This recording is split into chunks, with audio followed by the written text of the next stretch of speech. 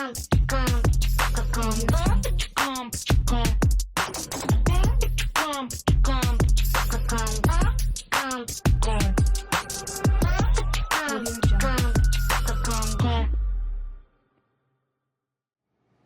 guys, welcome back to LuxeScale. So, you finally made it to Luxury Loop. By now you've fully positioned yourself, you identified your luxury avatars. You probably have multiple avatars going, at least one on the buy side and the sell side. But you probably have multiple avatars based on your market, right? And then you've realigned your brand, your messaging, all your external communications, right? Digital and print, right? And then you started getting that new messaging in front of people in scripted seduction, right? We've talked you through the video sales letter, your CRM, your video sales letter, the importance of that, and then a lot of your advertising and marketing and messaging is going to end up landing on that video sales letter. But we've talked about YouTube and Facebook and Instagram and Google Local Service and Google My Business. A lot of stuff, a lot of lead generation in there, right? Running all your leads through your CRM, retargeting, all that stuff, right? And then we talked about, and from that, you probably got some additional appointments, hopefully, right? That's the whole point here, is you're getting additional appointments. People are booking appointments on your calendar, right? Whether listing appointments or buyer consultation or to go show a home. And then you're going through before the door, right? So that basically sets you up for success before that appointment, right? So before the listing appointment, right, we've got all the high touch activities with your pre-listing packages being delivered, all of the intentional communication before that builds authority and trust. Same thing on the buyer consultation side, right? All the digital authority that you're putting out there, your content portals, right? You're establishing yourself as an expert for sellers and buyers with all your own video mastery series. So you've done that, and you set the conditions that by the time it gets to the meeting, you've won the listing, right? Or you've won the buyer consultation, so that the meeting itself becomes relaxed, you have more confidence, and you're speaking from a position of authority and trust, right? So congratulations, you've won. You've got the listing. We'll talk about a listing in this, right? So the difference between a good agent and a great agent is the ability to maintain that level of success, right? Anyone can sell a luxury property, or anyone can represent a buyer for a luxury property. You're going to get a Zillow lead, a walk-in lead, a friend, family, whatever, right? Anyone can sell one, right? It's maintaining luxury dominance that separates most agents from the machines out there, right?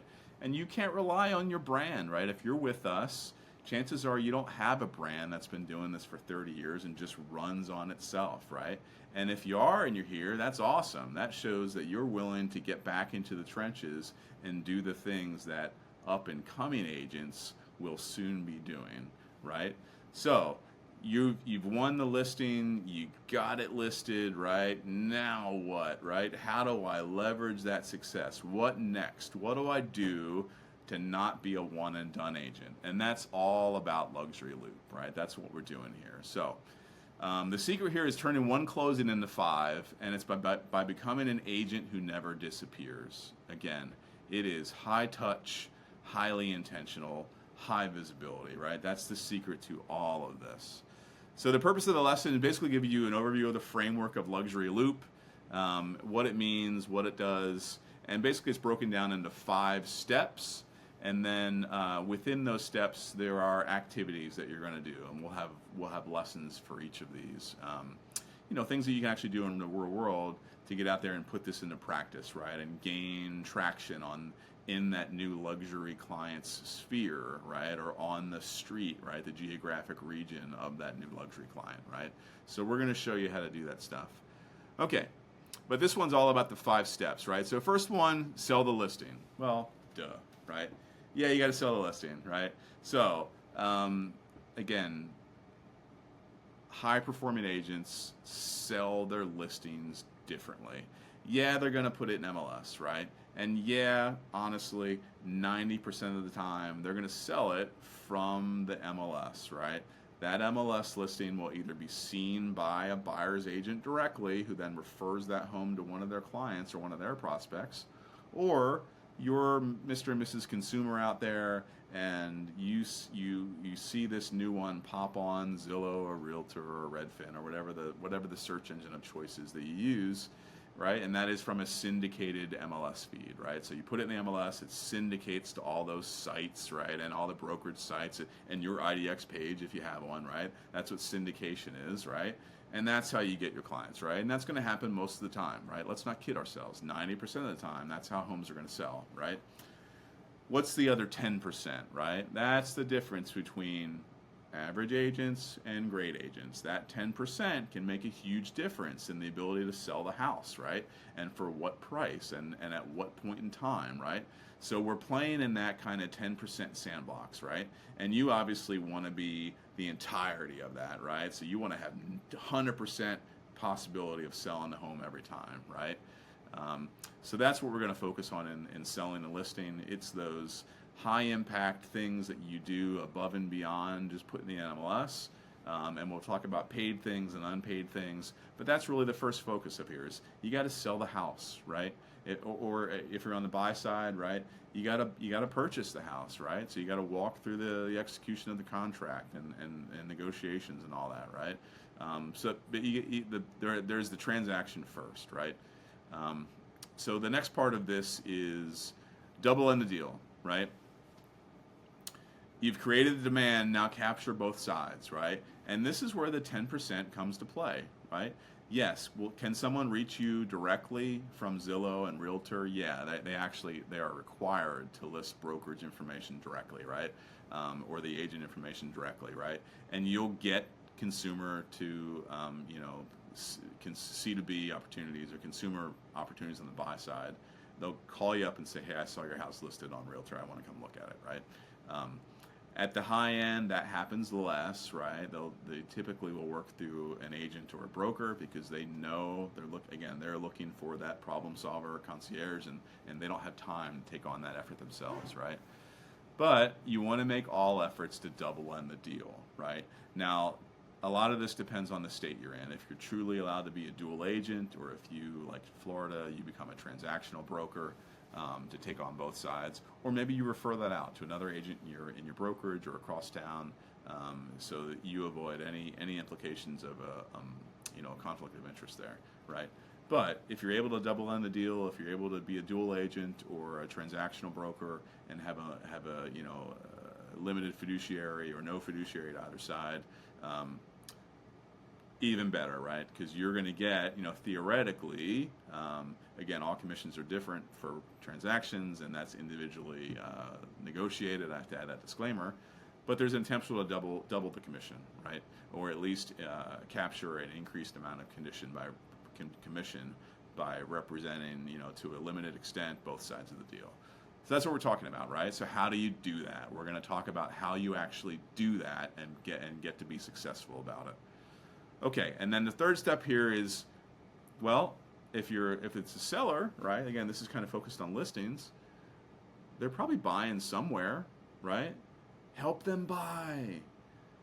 Gosh, I see agents this opportunity is just flushed out all the time because they lose that additional income or that adjacent income. Now, obviously, if they're moving across town, right?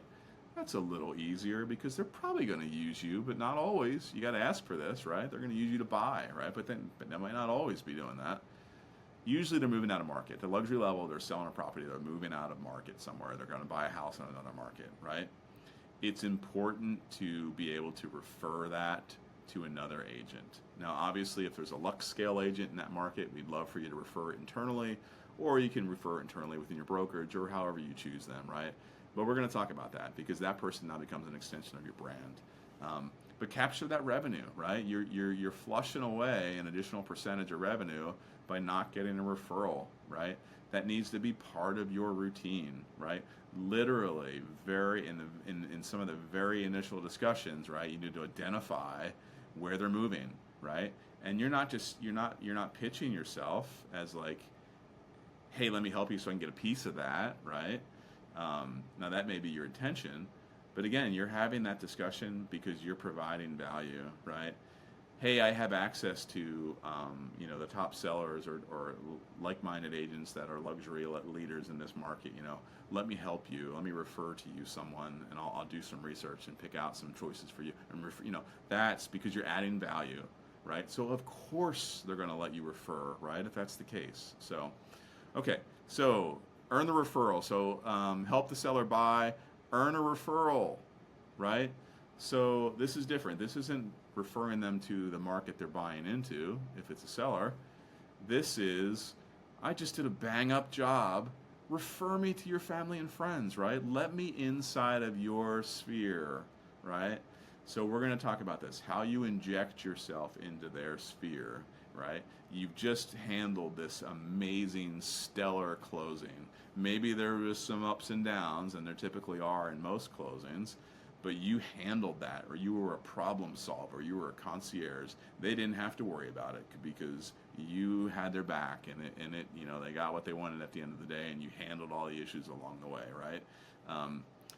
Get the referral, right? Make that part of your process, right? That you are asking for a referral.